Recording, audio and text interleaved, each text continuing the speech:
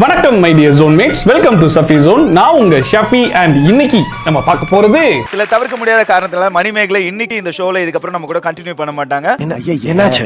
Watts going on? இந்த நிகழ்ச்சியில நான் மைக் பிடிக்க போறது கிடையாது. I am going to hold only the கரண்டி. அவங்க கிட்டயும் ஸ்ட்ரைட்டா சொன்னேன், இந்த மாதிரி ஆங்கர் போர்ஷன்ஸ்ல ஜாஸ்தி இன்வால்வ் ஆகுது. அவங்கவுங்க வேலையை அவங்கவுங்க பார்க்கணும், எங்க வேலையை எங்களை பார்க்க விடுங்க. Welcome to cook with Comali guys. வாய் மட்டும் இல்லனா நாய் தூக்கிட்டு போய்டும் நல்லா. இன்னில இருந்து இந்த ஷோக்கு ஒரே ஒரு ஆங்கர் தான், அது வந்து பிரியங்கா. ஆனா வெதை நான் போட்டது. இப்ப சோசியல் மீடியாவை ஓபன் பண்ணாலே மணிமேகலையோட இஷ்யூ தான் பயங்கரமா போயிட்டு இருக்கு. என்ன அப்படின்னா, அவங்க குக் வித் கோமாளி ஷோல இருந்து நான் பாதியிலே வெளியேறேன் அப்படின்னு சொல்லிட்டு வெளியேறிட்டாங்க. என்னடா ஆச்சு, ஏதா ஆச்சு அப்படின்னு சொல்லி கேட்டா, என்னென்ன சொல்ல போறீங்க? சொல்றேம்மா. ஷோல ஒரு ஆளுடைய டாமினேஷன் ரொம்ப ஓவரா இருக்குங்க, அதெல்லாம் என்னால பொறுத்துக்க முடியலங்க அப்படின்னு சொல்லி சொன்னாங்க. யாரு அப்படின்னு சொன்னா, நான் பேரெல்லாம் சொல்ல மாட்டேன், வேணா ஒரு க்ளூ கொடுக்குறேன் அப்படின்னு சொல்லிட்டு அவங்க இதுக்கு முன்னாடி ஆங்கரா இருந்தாங்க, இப்போ இந்த ஷோல கண்டஸ்டண்டா இருக்காங்க அப்படின்னு சொல்லி சொன்னா, சொல்லவான்னா எல்லாத்தையும் சொல்லிட்டியே. இதை விட ஓப்பனா அவங்களை சொல்ல முடியாது. பிரியங்கா தான், இதுக்கு நீங்க பேரையே சொல்லிட்டு போயிருக்கலாமே அப்படிங்கிற மாதிரி இருந்துச்சு. இருந்தாலும் இந்த பேரை கூட நான் சொல்ல விரும்பல அப்படின்னு நினைச்சாங்களோ என்னவோ, பிரியங்கா பேரை சொல்ல, பட் பிரியங்கா தான் அப்படிங்கறத சொல்லிட்டாங்க. யாரு பிரியங்கா தான் அப்படிங்கறத சொல்லிட்டாங்க. சரி அண்ட் இப்போ ரீசெண்டா ரிலீஸ் ஆன குக் வித் கோமாளியோட சாட்டர்டே எபிசோட நீங்க பார்க்கும்போதே உங்களுக்கே தெரிஞ்சிருக்கும், நம்ம மணிமேகலை வந்து மற்ற குக்ஸ் எல்லாத்துக்குமே பயங்கரமான இன்ட்ரோலாம் கொடுத்து கூப்பிடுறாங்க. ஆனா கடைசியா பிரியங்காவை கூப்பிடும்போது மட்டும் பிரியங்கா பேரை கூட நான் சொல்ல மாட்டேன், நெக்ஸ்ட் அப்படின்றாங்க. நம்ம ரக்ஷன் தான் வந்து வாங்க பிரியங்கா அப்படின்னு சொல்லிட்டு பயங்கரமா புகழ்ச்சி எல்லாம் சொல்லி கூப்பிட்டாங்க. முதலாவதா லெட்ஸ் வெல்கம் அக்ஷய் கமல். ஒரு பெரிய கைத்தோட லெட்ஸ் வெல்கம் இர்ஃபான். அடுத்ததா லெட்ஸ் வெல்கம் சுஜிதானி. ஆனா அடுத்து நம்ம கூப்பிட போற குக் லெட்ஸ் வெல்கம் பிரியங்கா அக்கா. ஏன் சுப்பு அப்படி பாக்குறீங்க? எங்க முதல்ல சொல்லு. ஆனா அடுத்து நம்ம கூப்பிட போற குக் லெட்ஸ் வெல்கம் பிரியங்கா அக்கா. பிரியங்கா அந்த பேசி முடிக்கிற வரைக்கும், அந்த செக்மெண்ட் முடிக்கிற வரைக்குமே மணிமேகலை வந்து ஒரு அன்கம்ஃபர்டபுளான ஒரு பிளேஸ்ல நின்றா எப்படி இருக்குமோ அந்த மாதிரி தான் நிக்கிறாங்க. இப்படிங்கிறாங்க, அப்படிங்கிறாங்க, இப்படி பண்றாங்க, அப்படி பண்றாங்க. சிரிக்கிறது கூட வந்து ரொம்ப ஒரு ஃபேக்கா சிரிக்கிறது, அது எல்லாமே ரொம்ப பச்சையா தெரிஞ்சிச்சு. பாண்டுக்குள்ள வந்துட்டோம். அந்த பாண்ட் வந்து கொஞ்ச நாளைக்கு இதுக்கப்புறமும் கண்டினியூ ஆகும். கொஞ்சம் ஏஞ்சி அப்படி போக சொல்லுங்க, இல்ல நான் கூட அங்க போய் நிக்கிறேன் மேடம். சோ ப்ரொடக்ஷன் ஹவுஸ்ல கண்டிப்பா பார்த்திருப்பாங்க, என்னடா இது ரெண்டு பேரும் இப்படி முட்டிக்கிட்டு இருக்காங்களே, இப்படியே இந்த ஷோ கொண்டு போனா உருப்படுமா, இது உருப்படுமா, வேலை கேட்காது, கூப்பிட்டு பேசுவோம் அப்படின்னு சொல்லிட்டு ரெண்டு பேரையும் கூப்பிட்டு தானே உட்கார வச்சு பேசியிருக்கணும். ஆனா இவங்க என்ன பண்ணிருக்காங்க, மணிமேகலை நீ மட்டும் வாமா அப்படின்னு சொல்லி தனியா கூப்பிட்டு போய் அந்த தங்கத்தை தூக்கின்னு வாங்கடா. என்னமா பிரச்சனை அப்படின்னு உடனே, ஏங்க நான் ஆங்கரிங்காக வந்திருக்கேன், எனக்கு நான் வந்து பல வருஷமா ஆங்கரிங் பண்ணிக்கிட்டு தான் இருக்கேன், எனக்கு எதுக்குங்க இவங்க ஆங்கரிங் சொல்லி கொடுத்துட்டு இருக்காங்க அப்படின்னு சொல்லி கேட்டதுக்கு, அப்பெல்லாம் நீ பேசக்கூடாதுமா, அவங்க எவ்வளவு சீனியர் ஆங்கர் தெரியுமா அப்படிங்கிற மாதிரி சொல்லியிருக்காங்க. இல்லை நான் கேட்குறேன், பிரியங்காவை இந்த குக் வித் கோமாளி ஷோக்கு எதுக்காக கூப்பிட்டுருக்காங்க? ஏம்மா நீ இந்த ஷோவுடைய ஆங்கர் கிடையாது, நீ ஒரு குக்கு, ஒன் ஆஃப் தி கண்டஸ்டன்ட், அந்த வேலையை பாருமா அப்படின்னு சொல்லி சொன்னா இவங்க என்ன பண்ணணும், சமையல் செய்வது எப்படி அப்படிங்கிறது தானே சொல்லி கொடுக்கணும். ஆனா மணிமேகலைக்கு ஆங்கரிங் செய்வது எப்படி அப்படின்னு சொல்லி கொடுத்துட்டு இருக்காங்க. சின்ன மருமகள் சீரியல் டீம்ல இருந்து நவீன் அவர்கள் முதல் முறை நம்ம ஷோக்கு வந்திருக்காங்க. Welcome to the show. And அவர் சாதாரணமான அவர் கிடையாதுடா, ஃபைண்ட் ஆஃப் தி இயர் டா அவரு. என் வசனத்தை இவன் பேசிட்டு போறான். நம்ம செஃப் தாமு அவர்களுக்கு ஜட்ஜ்மெண்ட் செய்வது எப்படி, அப்புறம் இந்த கோமாளிகள் எல்லாம் கூப்பிட்டு வச்சு கோமாளித்தனம் செய்வது எப்படி, அப்புறம் இந்த ப்ரொடக்ஷன் டீமுக்கு இந்த ஷோவையே செய்வது எப்படி அப்படிங்கறதெல்லாம் சொல்லி கொடுத்தாங்களா அப்படிங்கிறது தெரியல. மணிமேகலை மட்டும் தான் இப்ப வெளியே வந்து ஓப்பனா சொல்லியிருக்காங்க. டீம் கிட்டயும் இன்ஃபார்ம் பண்ண ஒரு விஷயம், அவங்க கிட்டயும் ஸ்ட்ரைட்டா இந்த மாதிரி ஆங்கர் போர்ஷன்ஸ்ல ஜாஸ்தி இன்வால்வ் ஆகுது. அவங்கவுங்க வேலையை அவங்கவுங்க பார்க்கணும், எங்க வேலையை எங்களை பார்க்க விடுங்க. அப்பா வந்து கரெக்டா அவருடைய 60வது பிறந்த நாளை கொண்டாடி இன்னொரு ஹாப்பி செலிப்ரேஷன் என்னன்னா, ரங்கராஜ் சாரும் தாமுப்பாவும் நம்ம விஜய் டிவியோட பெஸ்ட் ஜட்ஜஸ் என்ற அவார்ட் வர வாங்கிட்டாங்க. I think we should also celebrate that. சரி ஓகே, பிரியங்கா விஜய் டிவியோட சீனியர் ஆங்கர் அப்படிங்கிற முறையில் அடுத்து வரக்கூடிய ஆங்கர்ஸ்க்கு அவங்களுடைய எக்ஸ்பீரியன்ஸை வச்சு சில அட்வைஸ் கொடுக்கறதெல்லாம் ஓகே தான். அது ஒரு நாள் 2 நாள் வரைக்கும் ஓகே. ஆனால் எல்லா எபிசோட்லையும் எல்லா ஜோலியும் வந்துட்டு மணிமேகலை நீ பண்ணுற இப்படி பண்ணாத, இப்படி பண்ணு, அப்படி பண்ணுன்னு கிளாஸ் எடுத்துக்கிட்டு இருந்தா மணிமேகலைக்கு எப்படி இருக்கும்? ஏமா நான் என்ன இன்னைக்கு தான் ஆங்கரிங்க்கு வந்திருக்கேனா, நானும் பல வருஷமா ஆங்கரிங் முடிச்சுட்டு தான்மா வந்திருக்கேன், விஜய் டிவிலேயே பல ஷோஸை நானும் ஹோஸ்ட் பண்ணியிருக்கேன், அதனால தான் இவங்க இந்த ஷோக்கு என்ன ஹோஸ்ட்டாக எடுத்திருக்காங்க, அதனால எனக்கு பண்ண தெரியும், நீங்க கிளாஸ் எல்லாம் எடுக்க வேணாம் அப்படிங்கிற ஒரு எண்ணம் வருமா இல்லையா? இதே விஷயத்தை பிரியங்கா கிட்ட இன்னொருத்தர் பண்ணி தான் எப்படி ரியாக்ட் பண்ணிருப்பாங்க? அங்க நான் டயத்தை கீப் பண்ண மாட்டேன், ரொம்ப உக்கிரமா இருப்பேன். இப்படி ஒரு பிரச்சனை போயிட்டு இருக்கும்போது இந்த ப்ரொடக்ஷன் டீம் என்ன பண்ணிருக்கணும், 2 பேரையும் கூப்பிட்டு உட்கார வச்சு, இங்க பாருமா பிரியங்கா, நீ வந்து இந்த ஷோக்கு ஆங்கரா வரல, நீ ஒரு குக்கா வந்திருக்க, அதனால குக் பண்ற வேலையை மட்டும் பாருமா. ஏமா மணிமேகலை, நீ வந்து பிரியங்கா கிட்ட பெருசா வச்சுக்காதம்மா, அந்த பிள்ளை பத்தி உனக்கு தெரியுதுல, உன் வேலையை நீ பார்த்துட்டு போமா. இப்படி சமரசமா போனாதான் ஷோ கொஞ்சம் சுவாரஸ்யமா போகும் அப்படின்னு பேசி முடிச்சிருந்தா பரவாயில்ல. என் கேரக்டரே புரிஞ்சுக்க மாட்டேங்கிறீங்களே. பட் அதை விட்டு இவனுங்க என்ன பண்ணிருக்கானுங்க, மணிமேகலை மட்டும் கூட்டி போய் உட்கார வச்சு, ஏமா பிரியங்கா எப்பேற்பட்ட ஆள் தெரியுமா, எவ்வளவு பெரிய ஆள் தெரியுமா, சீனியர் ஆங்கர்மா, சீனியர் ஆங்கரை பகச்சிக்கிட்டுலாம் நீ வாழ்ந்துட முடியுமா, குடும்பம் நடத்திட முடியுமா, என்னடா ரொம்ப பயமுறுத்துறீங்க. என்னமா நீ இப்படி பண்ணிக்கிட்டு இருக்க. அவங்களோட சமரசமா போனா அப்படின்னா உனக்கு நிறைய வாய்ப்புகள் கிடைக்கும், இல்லன்னா விஜய் டிவி விட்டு வெளியே போற மாதிரி ஐபோம் பாத்துக்கோ அப்படிங்கிற அளவுக்கு சொன்ன உடனே, என்னப்பா அதுக்கு போய் இவ்வளவு பெரிய வார்த்தையெல்லாம் சொல்லிட்டீங்கப்பா, மன்னிச்சு தயவு செய்து ஏத்துக்க. அப்படி மட்டும் சொல்லுவேன் நினைக்காதீங்க. நம்ம மணிமேகலைக்கே சிப்பி சிப்பா வந்திருக்கு. என்னடா சொல்றீங்க, பிரியங்கா அவ்வளவு பெரிய ஆளா, கேட்கும் போதே குபீர்னு சிரிப்பு வருதடா அப்படிங்கிற அளவுக்கு மனசுக்குள்ள வச்சுக்கிட்டு வெளியே காட்டிக்காம, ரைட்டுங்க, உங்களுக்கு பிரியங்கா பெரிய ஆளா தெரியறாங்க அப்படின்னா நீங்க தலைக்கு மேல தூக்கி வச்சு கொண்டாடுங்க, என்ன வேணா பண்ணிக்கோங்க. பட் எனக்கு அப்படி தெரியும் இல்ல, அப்படிப்பட்ட ஃபீலிங்கும் வரலங்க. நான் என் வேலையை சிறப்பா பண்ணிட்டு இருக்கேன், அதுல ஏதாச்சும் மிஸ்டேக் இருந்தா சொல்லுங்க அப்படின்னு சொல்லி சொன்னா, இங்க பாருமா பிரியங்காவோட கொஞ்சம் சமரசமா சொம்படிச்சு போனேன் அப்படின்னா அடுத்தடுத்த ஷோஸ்லாம் கொஞ்சம் வருது, அதுல ஒண்ணு ஆங்கரிங்ல போடலான்னு யோசிச்சுக்கிட்டு இருக்கேன். என்னன்னு பார்த்து முடிவு பண்ணிக்கோமா அப்படின்னு சொல்லி கேட்டிருக்காங்க. யோசிங்க. அப்படிங்களா, ரொம்ப நல்ல விஷயங்க. அப்ப அடுத்தடுத்து ஷோஸ் கிடைச்சிச்சுன்னா எனக்கு இந்த காசு பணம் புகழ்னு சொல்லிட்டு நிறைய கிடைக்குமே, சூப்பருங்க.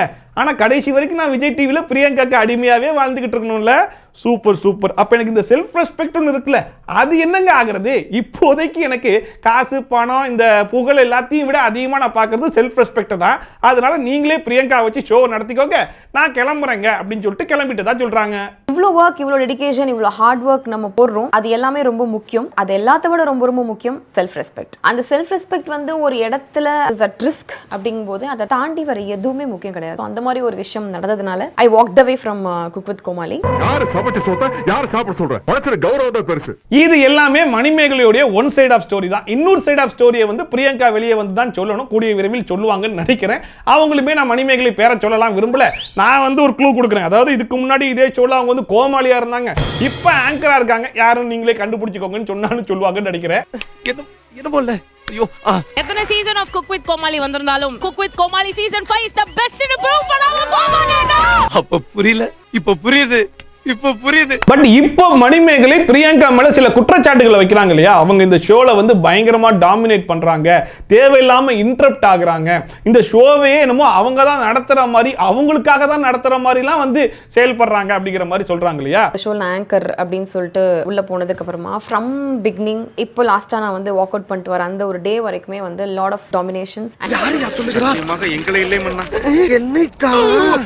அண்ட் நம்மளோட ஆங்கர்னு சொல்லிட்டு இருக்கிற போர்ஷன்ல ஆங்கர் பேசுறத தாண்டி அந்த இடத்துல இல்ல எனக்கு தான் எல்லாமே தெரியும், நான் வந்து அதை பாத்துக்கிறேன், ஆங்கர் போர்ஷன்ல இன்டரப்ட் பண்ணி அதை டாமினேட் பண்ணி, இதை நம்ம எப்படி நம்புறது அப்படின்னு சொல்லி பாத்தீங்க அப்படின்னா, இந்த ஒரு பானை சோத்துக்கு ஒரு சோறு பதம் அப்படின்னு சொல்ற மாதிரி பிரியங்காக்குனே பிக் பாஸ் சீசன் 5 உருவாக்கி வச்சிருக்காங்க. அந்த பிக் பாஸ் சீசன் 5 பார்த்த பல பேருக்கு தெரியும் பிரியங்காவுடைய ரியல் கேரக்டர் என்ன அப்படின்னு சொல்லிட்டு. ஏன்னா பிரியங்கா பிக் பாஸ் சீசன் 5ல அப்படியே அவங்களுடைய கேரக்டரை வெட்ட வெளிச்சமா அப்படியே போட்டு காமிச்சிருப்பாங்க, இதுதான் என்னுடைய கேரக்டர் பாத்துக்கோங்க அப்படின்னு சொல்லிட்டு. அதுல அவங்க என்னென்னலாம் பண்ணாங்க தெரியுமா? எனக்கு வந்து இந்த டாஸ்க் யார் வேணாலும் ஜெயிக்கணும்டா, ஒரு பொண்ணு இவ்வளவு நேரம் ஒரு காடை ஒளிச்சு வச்சிருக்கா, எப்படி அப்ப பெட்ட கவுருங்க. யாராவது எனக்கு சப்போர்ட் பண்ணாங்கன்னா பிரியங்கா அவங்களும் அவ்வளோ பெரிய பஞ்சாயத்து பண்றாங்க எல்லாமே சேர்ந்து. பிக் பாஸ் சீசன் 5 ஸ்டார்ட் ஆன புதுசுல பிரியங்கா அண்ட் அபிஷேக் இந்த ரெண்டு கேரக்டர் எப்பயுமே ஒன்னா தான் இருக்கும். அபிஷேக் எவிக்ட் ஆகி வெளியே போற வரைக்குமே பிரியங்காவுடைய கேரக்டர் என்ன, இந்த ரியல் கேரக்டர் என்ன அப்படிங்கிறது அவங்களே பயங்கரமா காமிச்சிருப்பாங்க. அதாவது அந்த மொத்த வீட்டையுமே தன்னோட கட்டுப்பாட்டுக்குள்ள வச்சுக்கணும்னு சொல்லிட்டு பயங்கரமா முயற்சி பண்ணிருப்பாங்க. நம்மளே நம்மளோட ரிவ்யூல சொல்லியிருப்போம், இது பிக் பாஸ் வீடா இல்ல பிரியங்கா வீடானே தெரியலடா, மொத்த கண்டஸ்டன்ஸையும் பிரியங்கா தான் நடத்துறாங்க. பிக் பாஸ் கிட்ட இருந்து வரக்கூடிய அனௌன்ஸ்மெண்ட்டை விட பிரியங்கா தான் பயங்கரமான அனௌன்ஸ்மெண்ட்லாம் கொடுத்துட்டு இருக்காங்கன்ற அளவுக்கு இருந்துச்சு. நீ ஒண்ணு பண்றல்ல, அதுக்கு நான் வந்து மகத்துவம் கொடுக்கறேன்டா. என்னதான் இருந்தாலும் நம்ம ஒரு குடும்பம் அல்லவா, அந்த குடும்பத்தில் இருக்கும் ஒருத்தர் ஜொலிக்க நாங்கள் ஆசைப்படுகிறோம், அதை செய்கிறோம். ஏய் உன்னை தெரியும்டா, எனக்கு என்னென்ன வேலைக்கு எப்படி எப்படி முடிய டைப்பா மாத்துவேன்னு எனக்கு தெரியும். இதுல நம்ம அபிஷேக் ரொம்ப பச்சையாவே ஒரு இடத்துல சொல்லியிருந்தாப்ல, நான் பிரியங்கா கூட சேர்ந்தாதான் எனக்கு அட்டென்ஷன் கிடைக்கும், பிரியங்கா கூட சேர்ந்தாதான் என் மூஞ்சி டிவிலே தெரியும் அப்படின்னு சொல்லிட்டு. அதுக்கு நம்ம பிரியங்கா அப்படி சொல்றாங்க ராசா அப்படிங்கிற மாதிரி ரொம்ப ப்ரௌடான ஒரு ரியாக்ஷன் ஒன்று கொடுத்துருப்பாங்க. ஏன்னா அந்த டைம்ல இருக்கிற எல்லா கேமரா 100 கேமராவா 100 கேமராவும் பிரியங்கா மட்டும் தான் ஃபாலோ பண்ணும். பிரியங்கா எங்க போறாங்க, பிரியங்கா இங்க வராங்க, பிரியங்கா அங்க பேசுறாங்க அப்படின்னு சொல்லிட்டு அந்த ஷோவே பிரியங்காக்காக பண்ண ஒரு சீசன் சீசன் மாதிரி தான் இருந்துச்சு. இவளோட ஒட்டினாதான் நான் என் மூஞ்சி டிவில தெரியும் தான் நான் பண்றேன்றேன். இன்னொரு இடத்துல பிரியங்கா, அபிஷேக் அண்ட் நிரூப் இவங்க 2 பேர்ட்டையும் சொல்லிட்டு இருப்பாங்க, அதாவது நம்ம 3 பேரும் தான் பவர்ஃபுல் அப்படிங்கிறது அந்த மொத்த வீடுமே நம்பி இந்த 3 பேரோட வந்து அவங்க ஜாயிண்ட் அடிச்சுக்கணுமா. ஸோ இது ஒரு சின்ன சாம்பிள் தான் அவங்க எந்த அளவுக்கு மொத்த வீட்டையும் டாமினேட் பண்றாங்கன்றதுக்கு. எனக்கு வந்து இந்த டாஸ்கோட எண்டில் இவனுங்க 3 பேரும் செம்ம பவர்ஃபுல் அப்படின்னு மொத்த வீடும் நம்ம கூட வந்து ஜாயிண்ட் அடிச்சுக்கணும். அவ்வளோதான் ஃபினிஷ். பெரிய லம்பாடி பொம்பளையா இருப்பா போல இருக்கு. அண்ட் பிரியங்காவோட சீசன்ல பாத்தீங்க அப்படின்னா பிரியங்கா பண்ற அந்த ஆக்டிவிட்டிஸ்லாம் பார்த்து வெளியே பயங்கரமான நெகட்டிவிட்டி, பயங்கரமான ஹேட்லாம் ஸ்ப்ரெட் ஆயிட்டு இருக்கும்போது ராஜுக்கு அடுத்தபடியா பிரியங்கா தான் சேவ் ஆவாங்க. ஒருவேளை ராஜு நாமினேஷன்ல வரல அப்படின்னா பிரியங்கா தான் ஃபர்ஸ்டா சேவ் ஆவாங்க. நீங்க சேவ்டு. அதை பார்க்கும்போது எப்படி அப்படிங்கிற மாதிரி இருந்துச்சு. பட் அதுக்கு எல்லாம் விட இப்பதான் தெரியுது. உங்களுக்கு தெரியும் இந்த ஷோல வந்து லாட் ஆஃப் கண்டெஸ்ட் அண்ட் அதுல one of the contestant is actually an anchor. இந்த ஷோல அவங்க கண்டெஸ்டன்ட்டா இல்லாம நிறைய விஷயங்கள் வந்து உள்ள இன்வால்வ் ஆனாங்க. அண்ட் மணிமேகலை தான் பிரியங்கா இந்த மாதிரிலாம் பண்றாங்கன்னு சொல்லிட்டு ஃபர்ஸ்ட் டைமா வெளியே வந்து சொல்லியிருக்காங்களா அப்படின்னு சொல்லி கேட்டா அதான் கிடையாது. இதுக்கு முன்னாடி விஜய் பாவனான்னு ஒருத்தங்க இருந்தாங்க. இப்போ கூட ஸ்டார் ஸ்போர்ட்ஸ் தமிழ்ல வந்து ஹோஸ்ட் பண்ணிட்டு இருப்பாங்க. அவங்க வந்து முன்னாடி நம்ம சிவகார்த்திகேயனோட சேர்ந்துலாம் வந்து ஹோஸ்ட் பண்ணியிருப்பாங்க. அவங்க இருந்த டைம்ல தான் நம்ம பிரியங்கா என்ட்ரி கொடுத்துருக்காங்க. பிரியங்கா என்ட்ரி கொடுத்ததுக்கு அப்புறமா விஜய் பாவனாக்கு வரக்கூடிய எல்லா சான்சஸுமே தட்டி அது எல்லாமே பிரியங்காக்கு போனதுனால அவங்களுடைய அந்த ட்ரீம் இருக்கு இல்லையா, அந்த ஆங்கரிங் ட்ரீமே அழிக்கப்பட்டது அப்படின்னு சொல்லிட்டு ஒரு இன்டர்வியூல 2023 ரிலீஸ் ஆன ஒரு இன்டர்வியூல அவங்க சொல்லியிருக்காங்க. விஜய் டிவி பிரியங்கா குறித்து முன்னணி தொகுப்பாளினி பாவனா அளித்த பேட்டி ஒன்று, நிகழ்ச்சி தொகுப்பாளினியாக தான் இருந்த பொழுது தனக்கு பின்னே வந்த தொகுப்பாளினியால் தனக்கு வாய்ப்புகள் பறிப்போய் விட்டதாக கூறியுள்ளார். ஆனா ஒண்ணு மட்டும் தெரிஞ்ச கமல், நான் எதிரி கூட மன்னிச்சிருவேன், ஆனா கூடவே இருந்து குழி பறிக்கிறவன மன்னிக்கவே மாட்டேன். அண்ட் இன்னொரு பக்கம் அனிதா சம்பத் அவங்களுமே பிரியங்காவால பயங்கரமா பாதிக்கப்பட்டிருப்பாங்க போல இருக்கு. நிறைய விஷயங்களை வெளியே போல்டாலாம் வந்து பேசுவாங்க. பட் பிரியங்காவுடைய இஷ்யூ என்ன அப்படிங்கறத ஓப்பனா சொல்லல. அவங்களுடைய ஸ்டோரி எல்லாம் போய் பார்க்கும்போது மணிமேகலைக்கு சப்போர்ட் பண்றாங்க, இன்னொரு பக்கம் பிரியங்காவை போட்டு அடிக்கிறாங்க அப்படிங்கிறது நல்லாவே தெரிஞ்சிச்சு. அனிதா சம்பத் தைரியம் தான், ஆல் தி பெஸ்ட் மணின்னு சொல்லி ஹார்ட் எமோஜி வச்சு ஆல்ரெடி கமெண்ட் பண்ணியிருந்தாங்க.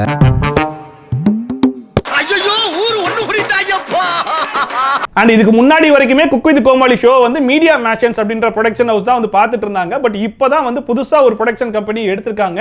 ஆரம்பத்திலே நாஞ்சில் விஜயனோட ஒரு பிரச்சனை ஆகி அவர் வெளியே போனாப்புல, அதுக்கு அடுத்ததான் இப்போ மணிமேகலை வெளியே வந்திருக்காங்க. அண்ட் வெளியே வந்ததுக்கு அப்புறமா இது வரைக்கும் என்னோட கேரியர்ல நான் பார்த்ததுலேயே one of the unprofessional production company இவங்க தான் அப்படிங்கிற குற்றச்சாட்டையுமே எடுத்து வச்சிருக்காங்க. 15 இயர்ஸ்ல நான் ஒர்க் பண்ண ஒரு அன்ப்ரொஃபஷனல் ஒரு ப்ரொடக்ஷன் ஹவுஸ் டீம் அப்படின்னா கண்டிப்பா இந்த டீம் நான் சொல்வேன். சீசன் 5 இது பண்ண டீம். ஏன்னா இந்த ப்ரொடக்ஷன் கம்பெனி முழுக்க பிரியங்கா கிட்ட மட்டுமே ஃபோக்கஸ் பண்ணி பிரியங்காவை வச்சு எப்படியாச்சும் ஷோவை ஹிட் பண்ணிடணும் அப்படின்னு நம்பி வந்திருக்காங்களோ என்னவோ. பிரியங்காவை அப்படி இப்படின்னு கொண்டு வந்து கடைசியில் அவங்க கிட்டே டைட்டிலிங் கொடுத்து நீங்க தாங்க டைட்டில் வின்னர் அப்படின்னு சொல்லி நம்மளை அதிர்ச்சி அடைய வச்சிட்டாங்க.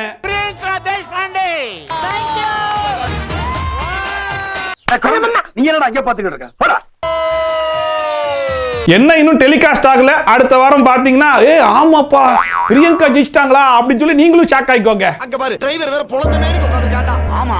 அண்ட் இதுல நம்ம குறைஷி வந்துட்டு மணிமேகலையோட போஸ்ட்ல போயிட்டு கீழே ஏதோ கமெண்ட் எல்லாம் பண்ணிருக்காரு போல இருக்கு. திடீர்னு பார்த்தா என்ன மாயமோ மர்மமோ தெரியல, அப்படியே அது மறைஞ்சு போயிருச்சா, ஆட்டோமேட்டிக்கா மறைஞ்சிச்சா இல்ல மேல் இடத்துல இருந்து வந்த பிரஷர்னால மறைஞ்சிருச்சா அப்படிங்கிறது இப்ப வரைக்கும் கண்டுபிடிக்க முடியாத ஒரு புதிராவே இருக்குது. குறைஷி கூட நீங்க என்ன பண்ணாலும் அதுல நீங்க வெற்றி பெற வாழ்த்துக்கள்னு சொல்லியிருந்தாரு. பட் என்ன பிரச்சனைன்னு தெரியல, அந்த கமெண்ட்டை உடனே டிலீட் பண்ணிட்டு இருக்காரு.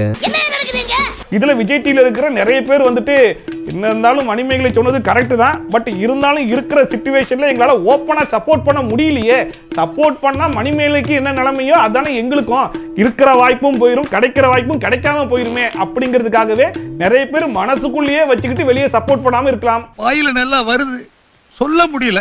அண்ட் இன்னும் கொஞ்ச நாள்ல பிரியங்கா அவங்க சைட் ஆஃப் ஸ்டோரியை ஒரு வீடியோவா பண்ணி போடுவாங்கல்ல, அந்த வீடியோவை போட்டதுக்கு அப்புறம் மொத்த விஜய் டிவி ஆர்டிஸ்டும் கீழே வந்து பிரியங்கா உங்களோட இது எனக்கு புரியுது, விடுங்க பிரியங்கா அக்கா பாத்துக்கலாம்க்கா, எதுக்கா நீங்க கவலைப்படுற, எதுக்குக்கா இது பண்ற அப்படின்னு சொல்லிட்டு மொத்த ஆர்டிஸ்டும் கமெண்ட் செக்ஷன்ல வந்து ஆஜராயிருவாங்க. எதுக்காக? எல்லாம் அந்த வாய்ப்புக்காக. கரெக்ட். ஆனா அந்த வீடியோல மணிமேகலை ஒரு விஷயம் ஒன்று சொல்லியிருந்தாங்க, என்கிட்ட டேலண்ட் இருக்கு, ஆங்கரிங் ஸ்கில் இருக்கு, நான் எங்க வேணா போய் பொழைச்சிப்பேன் அப்படின்னு சொல்லியிருந்தாங்க. அந்த ஹார்ட் ஒர்க் நம்புற ஒரு பர்சன், சோ நான் எப்படி விட்டாலும் நான் சர்வை பண்றேன், எனக்கு பிரச்சனை இல்ல. இந்த டயலாக கேட்கும்போது குட் நைட் படத்துல நம்ம மணிகண்டன் வந்து பக்ஸ் கிட்ட ஒரு டயலாக் ஒன்று சொல்லுவார் இல்லையா, அதுதான் ஞாபகத்துக்கு வந்துச்சு. நான் தொழில் தெரிஞ்சவன் எங்க வேணா போய் போய்ச்சிப்பேன், நீ அட்டை மாதிரி ஒட்டி நின்றா தான் உனக்கு வண்டி ஓடும். பட் எனிவே ரொம்ப போல்டா ரொம்ப பிரேவா மணிமேகலை ஒரு டிசிஷன் எடுத்திருக்காங்க. அதாவது உங்களுக்கு இவ்வளவு சான்சஸ் கொடுக்குறோம், உங்களுக்கு உங்களுக்கு நிறைய காசு கொடுக்குறோம், நிறைய புகழ் கிடைக்கும் பார்த்துக்கோங்க, ஜஸ்ட் நீங்க பிரியங்காக்கு சொம்படிச்சா மட்டும் போதும் அப்படின்னு சொல்லி சொன்ன உடனே அப்படி சொல்றீங்களா? சரி ரைட்டுங்க, காசு பணம்லாம் கிடைக்குதுல, நான் பண்ணிட்டு போயிடுறேங்க அப்படின்னு முடிவு எடுக்காம, ஏங்க எனக்கு செல்ஃப் ரெஸ்பெக்ட் தான் ரொம்ப முக்கியம், நான் அடிமையா இருந்து தான் இதெல்லாம் கிடைக்கும்னா எனக்கு அது தேவையே கிடையாது, அண்ட் வந்து என்கிட்ட திறமை இருக்கு, நான் எங்க வேணா போய் பொழைச்சிப்பேன் அப்படின்னு சொல்லிட்டு விஜய் டிவி மாதிரியான ஒரு பெரிய இடத்துல இருந்து வெளியே வரதுக்கு உண்மையிலேயே ஒரு பெரிய தைரியம் வேணும். ஸோ அதுக்கு நம்ம மணிமேகலைக்கு ஒரு பெரிய salute. Always jolly mode, happy mode, fun mode. நம்ம வந்து அடுத்த ஒர்க் என்னவோ அந்த ஒர்க்கை நோக்கி போயிட்டு அந்த ஒர்க்கை நம்ம பார்ப்போம். சரி ரைட், எப்படியும் பிரியங்கா கொஞ்ச நாள்ல வீடியோ போட்டுருவாங்க, ரெண்டு சைடு ஆஃப் ஸ்டோரி நம்ம கேட்டதுக்கு அப்புறம் நம்ம ஒரு முடிவுக்கு வந்துக்கலாம். பட் இப்போதைக்கு வந்து மணிமேகலைக்கு நிறைய பேர் சப்போர்ட் பண்ணி வீடியோ எல்லாம் போட்டுட்டு இருக்காங்க. சோ உங்களுடைய கருத்து என்ன இந்த இஷ்யூல அப்படிங்கறத மறக்காம கமெண்ட் செக்ஷன்ல சொல்லுங்க. படிச்ச பையன் சரி நீ சொல்ற நீ சொல்ற அவ்வளவுதான் இன்னைக்கு வீடியோ. இன்னைக்கு இந்த வீடியோ பத்தின கருத்து என்ன அப்படிங்கறத மறக்காம கமெண்ட் செக்ஷன்ல சொல்லுங்க. இந்த வீடியோ உண்மையிலேயே பிடிச்சிருந்துச்சு அப்படின்னா மறக்காம ஒரு லைக்கையும் போட்டு சப்போர்ட் பண்ணுங்க. அப்பதான் இந்த யூடியூப் வர வீடியோ கொண்டு போய் 4 பேர் கண்ணில் காட்டுவான். அண்ட் யாருக்கெல்லாம் நோட்டிபிகேஷன் வரலன்னு சொல்லி சொல்றீங்களோ அவங்க எல்லாம் சப்ஸ்கிரைப் பண்ணி வச்சிருந்தா மட்டும் பத்தாது, பக்கத்து வீட்டுல போய் எட்டு பாத்தீங்கன்னா நோட்டிபிகேஷன் ஐக்கான வந்து வந்திருப்பான், அவன் மடியில நறுக்குன்னு ஒரு கொட்டு கொட்டிங்கன்னா ஆளு ஒரு ஆப்ஷனை காட்டுவான், அதையும் சேர்த்து பிரஸ் பண்ணி வச்சாதான் நான் போடுற வீடியோ நோட்டிபிகேஷன் டான்டான்னு வந்து சேரும். நீங்க அதெல்லாம் பார்த்து பயங்கரமா என்ஜாய் பண்ணலாம். ஓகேவா? சோ இது எல்லாத்தையும் கரெக்டா பண்ணிருங்க. மீண்டும் வேற ஒரு சூப்பரான வீடியோட, சூப்பரான ரிவ்யூட, சூப்பரான ட்ரோலோட உங்களை சந்திக்கிறேன். ஷாஃபி, டாடா, பாய் அண்ட் டேக் கேர்.